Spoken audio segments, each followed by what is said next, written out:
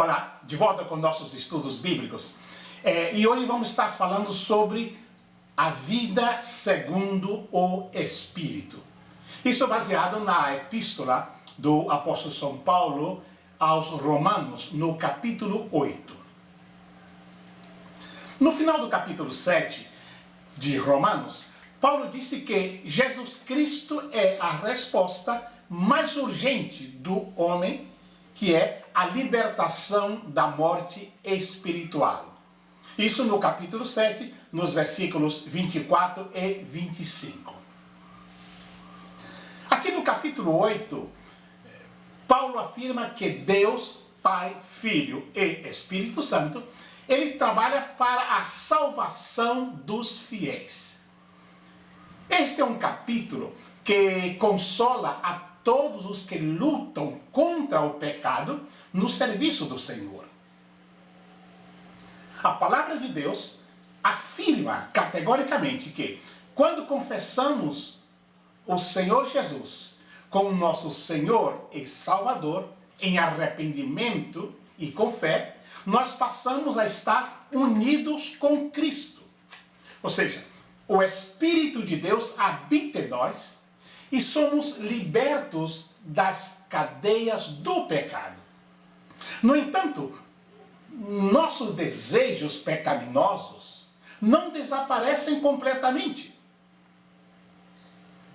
A carne não mais nos escraviza, mas permanece em nós. O que dá início à guerra entre o Espírito e a carne. Como filhos de Deus, chamados à santidade, nós queremos glorificar o nosso Senhor em todas as nossas atitudes. Entretanto, acabamos falhando diversas vezes, de forma que o apóstolo Paulo ele afirma: porque não faço o bem que quero, mas o mal que eu não quero, esse faço.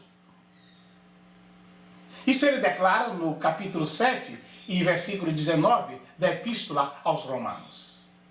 Ele diz que a carne milita contra o Espírito e o Espírito contra a carne, porque são opostos entre si, para que não façais o que porventura seja o vosso querer. Ou seja, de modo que não podeis fazer, às vezes, as coisas que gostariam de fazer. Essas palavras de Gálatas, capítulo 5, versículo 17, já foram citadas como um sumário da situação que Paulo descreve mais extensamente, em termos mais vívidos e pessoais, no capítulo 7, dos versículos 14 ao versículo 25 da epístola aos Romanos. Mas, imediatamente, antes dessas palavras, ele disse: andai no Espírito, e jamais satisfareis a concupiscência da carne. Isso em Gálatas, no capítulo 5, no versículo 16. A réplica dessa exortação jaz diante de nós, aqui, no texto que estamos estudando agora, que é o capítulo 8 da Epístola aos Romanos, do versículo 1 ao versículo 17. Não foi feita aqui menção alguma do Espírito Santo no capítulo 7. Mas ele ocupa o capítulo 8, que descreve a vida vitoriosa e cheia de esperança, vivida por aqueles que não andam segundo a carne, mas segundo o Espírito, como está em Romanos 8, versículo 4. Aqueles que estão em Cristo Jesus, que como ele começa o capítulo 8. Assim que a vida no Espírito é a oposição aos desejos e inclinações da carne. No capítulo 7, Paulo declara que passava o que passava ali naquele conflito interior que todos nós passamos. Ele diz: porque o que eu faço não aprovo. Porque o que eu quero, isso eu não faço. mas aborreço isso que eu faço. E se faço o que não quero, consinto com a lei, que é boa. De maneira que, agora já não sou eu que faço isto, mas o pecado que habita em mim. Porque eu sei que em mim, isto é, na minha carne, não habita bem algum. E com efeito, o querer está em mim, mas não consigo realizar o bem. Porque não faço o bem que quero, mas o mal que eu não quero, esse faço. Isso em Romanos capítulo 7, dos versículos 15 ao versículo 19. Logo depois, o apóstolo faz a pergunta: miserável homem que eu sou, quem me livrará do corpo desta morte? No versículo 24 de Romanos 7.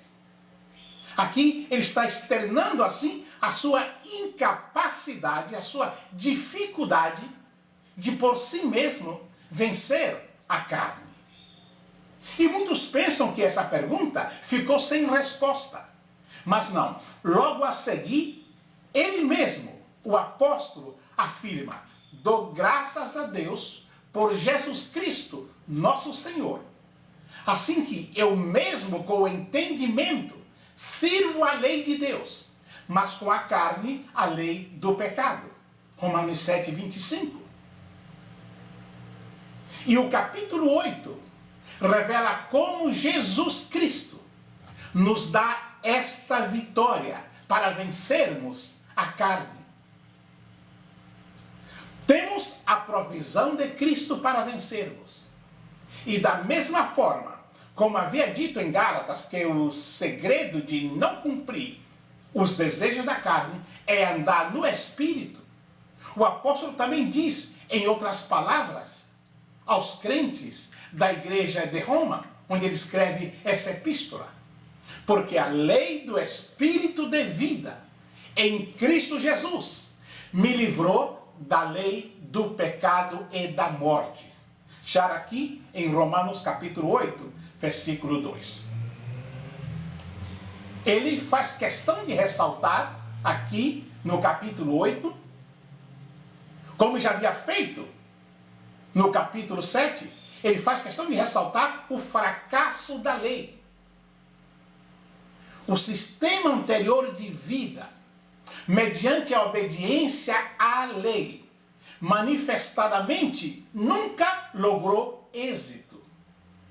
Agora se prova bom pela encarnação de Cristo e a presença do Espírito. A lei é incapaz de conferir benefícios, mas o que ela falhou em fazer, a graça realizou em Cristo e o Espírito Santo. A vida triunfante começa aqui, agora na ausência de qualquer sentença por desajustamento com Deus. Porque, unido a Cristo, o crente é absolvido e está livre para sempre da lei do pecado e da morte. Vemos que a justa exigência da lei, uma vida reta, é levada a cabo não por nós. Isso é importante recalcar. Não por nós, mas em nós. Isso está aqui no versículo 4 de Romanos 8. Isto é, o que fora impossível à lei, como diz o versículo 3. A ideia é mais de inabilidade inerente à lei, em fazer algo no sentido de uma vida santa, do que meramente de sua impotência por fazer, que é o que Cristo realizou por nós na cruz. O cumprimento daquilo que não tínhamos condições, que éramos incapazes de fazer, que era cumprir a lei. Assim nós vemos que em relação ao homem, o fracasso da lei é absoluto. O homem não poderia ser salvo pela lei. A nova lei sobre que estamos agora é a lei do Espírito da vida em Cristo Jesus, a qual emancipa da lei do pecado e da morte. Nós não podemos esquecer que, ainda que estamos em Cristo, devemos entender que há duas leis em funcionamento na vida dos que servem a Deus: a lei de vida e a lei de morte. Enquanto a lei do Espírito vivifica, a lei do pecado mata.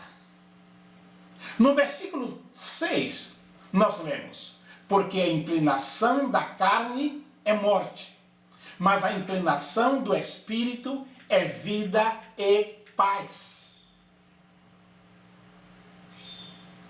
A exposição das leis, nós vemos que nós temos mais do que um mero contraste entre uma e outra, em lei de vida e lei de morte, aqui nas Escrituras, que estão nos dizendo que uma lei é maior e sobrepõe a outra. A lei do Espírito é superior. É a lei do Espírito que nos dá a vida e nos livra da lei do pecado e da morte, que está tão presente em Romanos capítulo 7. Embora a lei operante na maioria dos homens seja do pecado, nós temos o antídoto, que é a lei do Espírito da vida. Quando a segunda entra em operação, a lei do pecado, a primeira ela é anulada. Assim que nós temos que estar vigilantes para permitir, com a nossa liberdade que Cristo nos deu, que a lei do Espírito de vida se sobreponha em nossa vida. Basta andar no Espírito, acionando voluntariamente essa lei, e você experimentará a vitória em Cristo. Caso contrário, jamais agradará a Deus. Os versículos 7 e 8 de Romanos, capítulo 8, diz: porquanto a inclinação da carne é inimizade contra Deus, pois não é sujeita à lei de Deus, nem em verdade o pode ser. Portanto, os que estão na carne não podem agradar a Deus. Isso nos leva a entender que a vida no Espírito pressupõe oposição à natureza adâmica, a velha natureza adâmica, onde todo ser humano nasce ligado a ela. A palavra de Deus afirma que, quando confessamos o Senhor Jesus como nosso Senhor e Salvador, então nós passamos a viver em novidade de vida.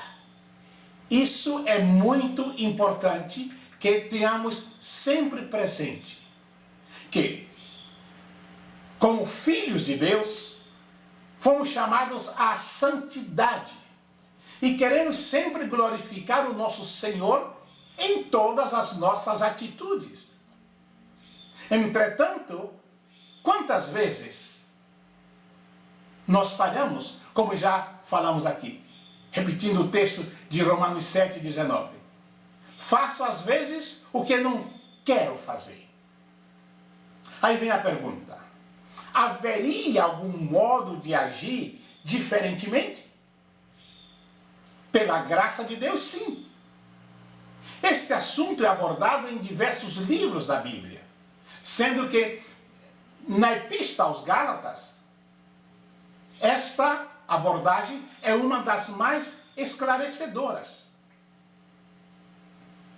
O texto de Gálatas 5, 16 e 17 diz: digo, porém, andai no Espírito, e jamais satisfareis a concupiscência da carne, porque a carne milita contra o Espírito, e o espírito contra a carne, porque estão opostos entre si, para que não façais o que porventura seja o vosso querer. Nós notamos aqui que o verbo andar é constantemente usado pelo apóstolo Paulo para designar o modo de vida. Só pode andar no Espírito quem está em Cristo Jesus. Andar no Espírito está em processo de santificação, no qual o Senhor molda a imagem de Cristo em nós. Como Paulo diz em Romanos, no capítulo 8, no versículo 29. Viver desta forma, no Espírito, é o que nos possibilita a não satisfazer a concupiscência ou o desejo forte da carne. Ou seja, a não saciar os desejos profundos da natureza humana corrompida. Vivemos, então, agora, em uma nova dimensão, que é a dimensão do Espírito. Paulo, ele começa aqui o capítulo 8 de Romanos, dizendo que nenhuma condenação há para os que estão em Cristo Jesus. Ou seja, aqueles que receberam o Senhor Jesus como único e suficiente Salvador e se arrependeram dos seus pecados, estão justificados com Cristo. Por isso, estão livres da condenação do juízo final. A lei do Espírito de vida, isso é importante ressaltar. Essa lei é a que é revelada em Cristo Jesus, pois através de sua morte e ressurreição, somos livres da condenação da lei do pecado. A lei do pecado, referente às leis do Antigo Testamento, onde aquele que não a cumprisse era condenado com a morte, é o que imperava em nossas vidas. E a lei se tornou enferma devido ao próprio pecado, pois as pessoas não conseguem cumprir as leis e com isso peca contra Deus. Por isso é que Deus enviou o seu Filho Jesus em semelhança de homem, sujeito ao pecado. Porém, Jesus nos mostrou que era possível que ele cumprisse a lei. E com isso, não pecou. E Deus condenou o pecado através da morte de Cristo na cruz do Calvário. O profeta Isaías diz que o castigo que nos traz a paz estava sobre ele, sobre Jesus, e por suas feridas nós fomos salvos.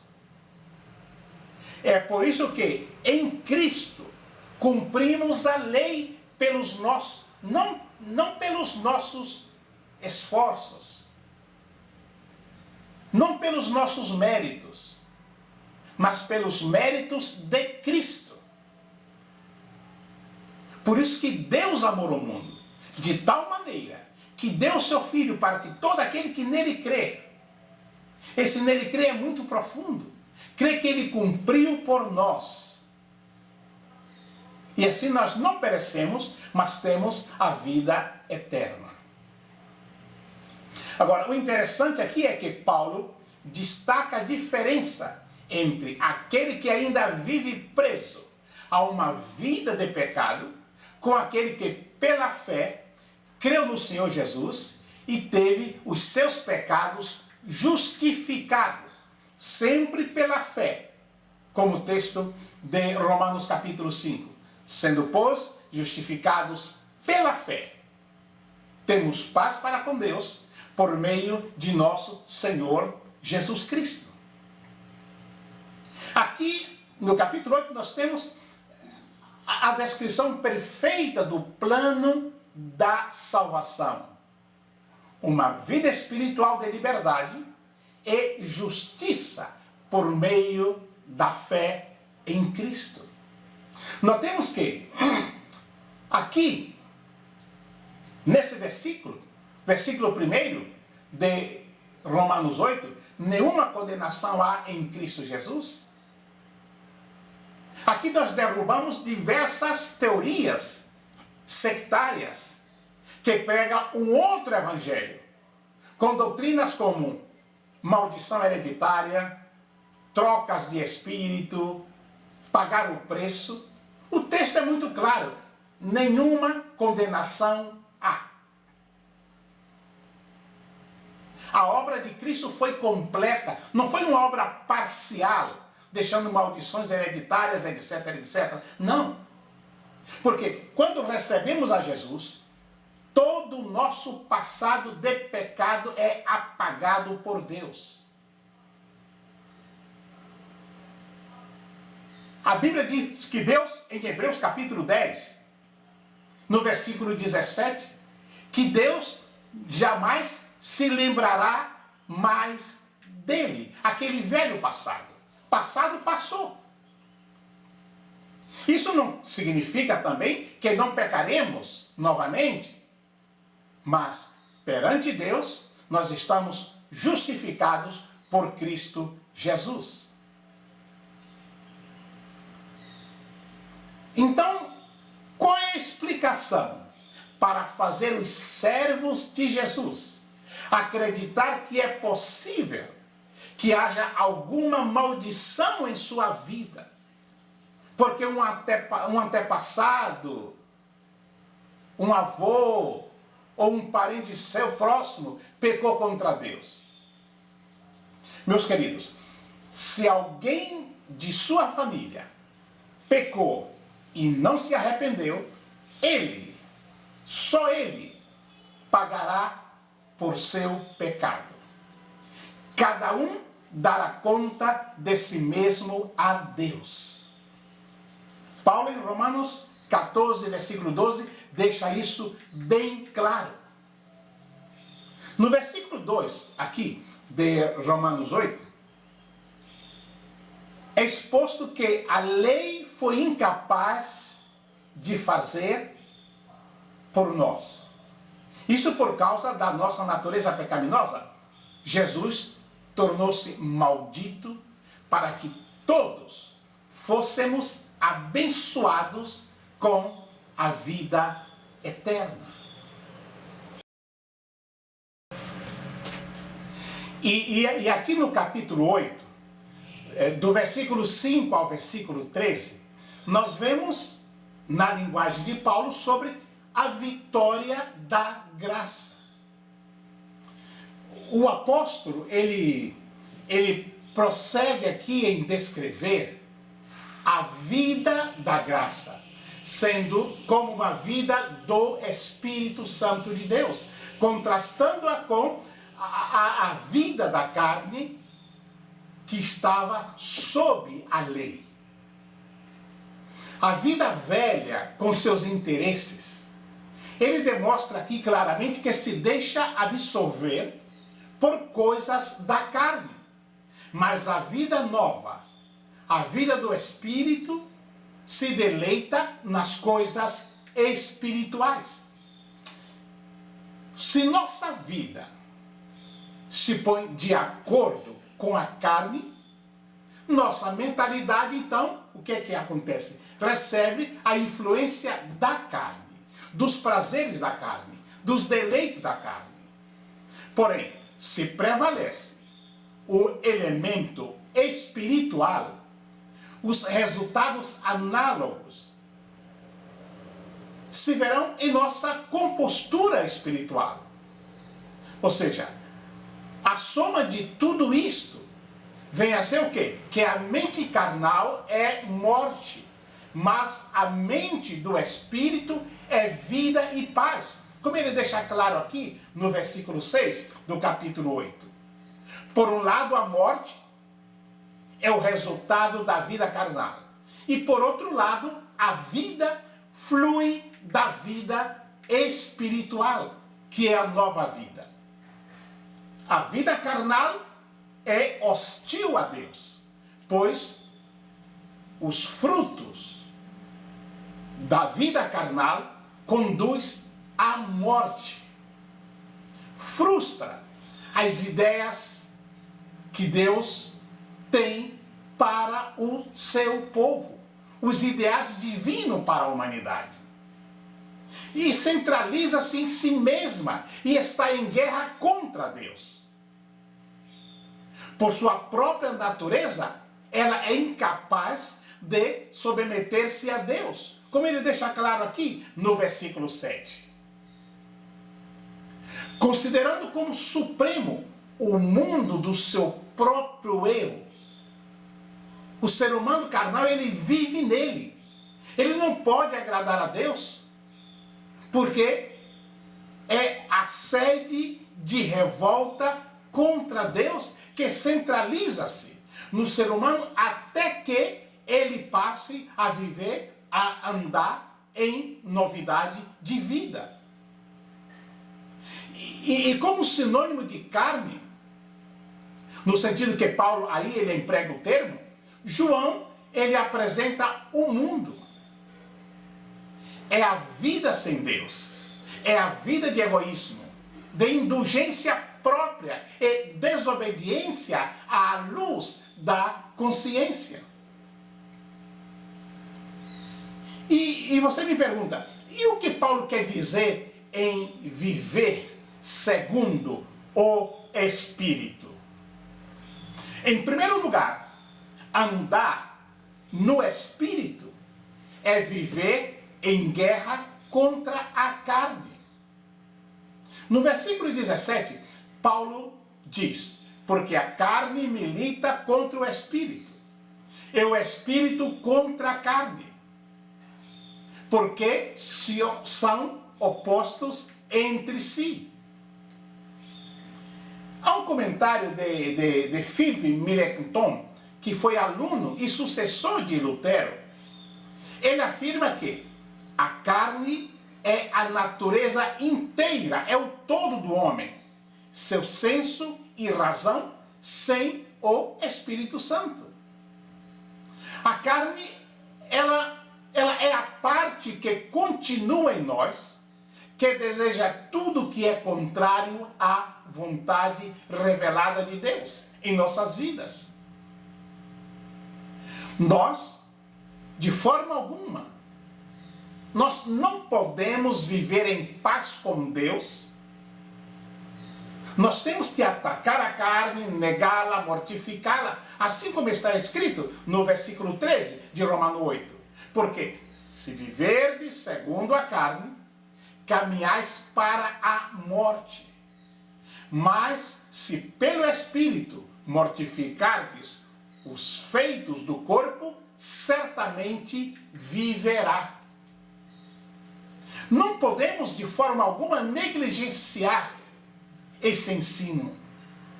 A vida segundo a carne caminha para a morte. Nós, como filhos de Deus, devemos mortificar nossa carne diariamente, que significa apagar, destruir, suprimir nossos desejos pecaminosos. Então Paulo nos conduz a viver em disciplina espiritual, através aqui do capítulo 8 aos Romanos. Em segundo lugar, nós dizemos que andar no Espírito é viver em disciplina espiritual. Porque quando Paulo diz andar, ele está se referindo a uma ação contínua. Ele não disse andem por um tempo, ou andem até ali. O que ele realmente quer dizer é andem, não parem, continue andando até o fim. Falar em disciplina, eu sei que é algo constrangedor, tido muitas vezes como uma coisa aparidosa, uma coisa para alguém ultrapassada.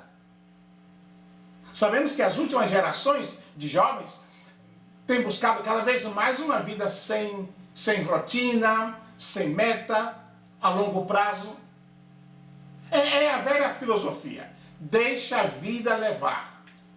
Mas o cristão não deve viver esta classe de vida. Porque há um grande risco neste pensamento. A vida não é brincadeira ou um jogo de videogame em que, se tudo der errado, é só apertar um botão restart e começar como se nada tivesse acontecido. As decisões que tomamos e o modo como utilizamos nosso tempo influenciam profundamente nossa vida, tanto no futuro breve como no futuro distante. Então, andar no Espírito, podemos dizer que é viver em um processo de frutificação. Se andarmos no Espírito, nós não satisfaremos as concupiscências da carne. Repetindo o versículo 16. É um fato óbvio que colheremos o que plantamos. Em Gálatas, no capítulo 6, os versículos 7 e 8 diz: não vos enganeis, de Deus não se zomba, pois aquilo que o homem semear, também ceifará. Porque os que semeiam para a sua carne, da carne colherá corrupção. Mas os que semeiam para o Espírito, do Espírito colherá vida eterna. É difícil imaginar versículos mais claros a esse respeito do que esses aqui, no livro de Gálatas, capítulo 5. Porque aqui Paulo declara que as obras da carne, que ele as menciona, chama por nome: prostituição, impureza, lascívia, idolatria, inimizade, porfias, iras, discórdias, dissensões, facções, invejas, bebedices, glutonerias e coisas semelhantes a estas. Por outro lado, ele menciona o fruto do Espírito. Que o fruto do Espírito se manifesta em amor, alegria, paz, longanimidade, benignidade, bondade, fidelidade, mansidão, domínio próprio. Esse é o fruto que Deus espera encontrar em minha vida,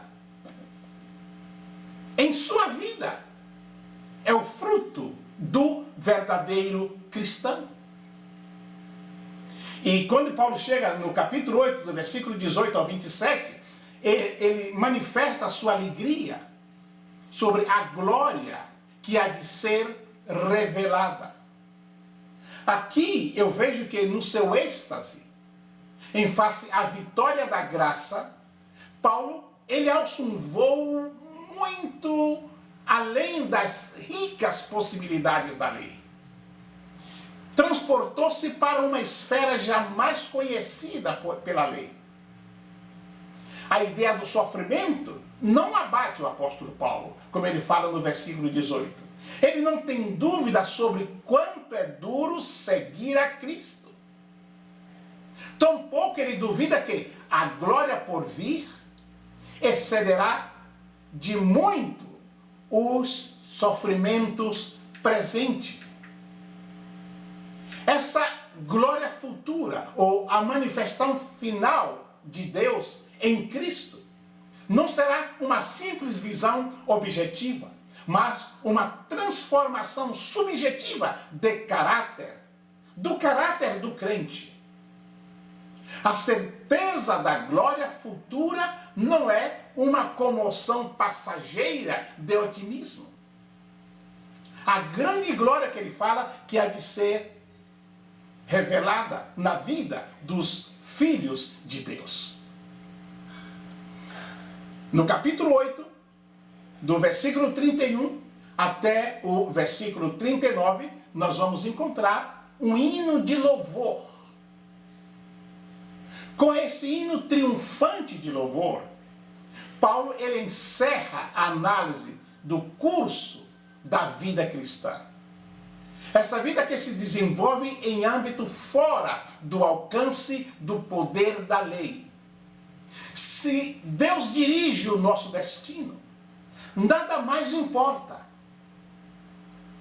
A nós, que somos da família da fé, está prometido algo glorioso, maravilhoso, que a lei era impossível que pudesse oferecer-nos.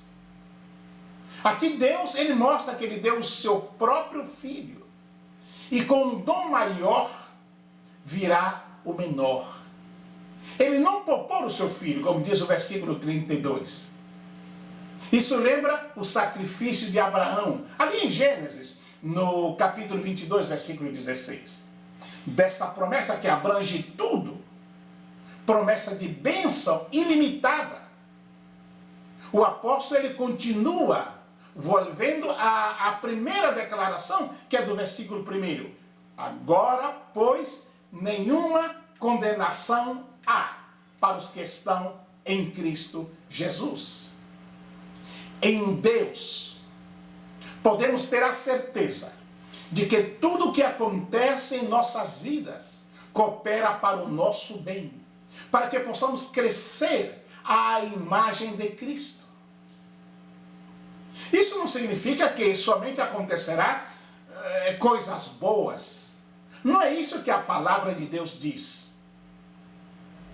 Mas mesmo se passamos por dificuldades e por provações, isso estará cooperando para o nosso crescimento espiritual. Porque Deus tem um propósito para todos que receberam o Evangelho de Cristo e creram. E para que esse propósito se cumpra, Deus trabalha em nossas vidas para, como Jesus é seu filho, o primogênito, nós também passemos nos tornar filhos de Deus e co-herdeiros com Cristo, como diz o versículo 17 do capítulo 8, ou seja, herdar através de Cristo a salvação é muito mais. E concluímos dizendo que foi para isso que Deus nos chamou e também nos justificou, perdoando os nossos pecados, para que possamos ser glorificados com Cristo. Se andarmos em espírito, viveremos em espírito e desfrutaremos das ricas bênçãos de Deus. Que Deus nos abençoe.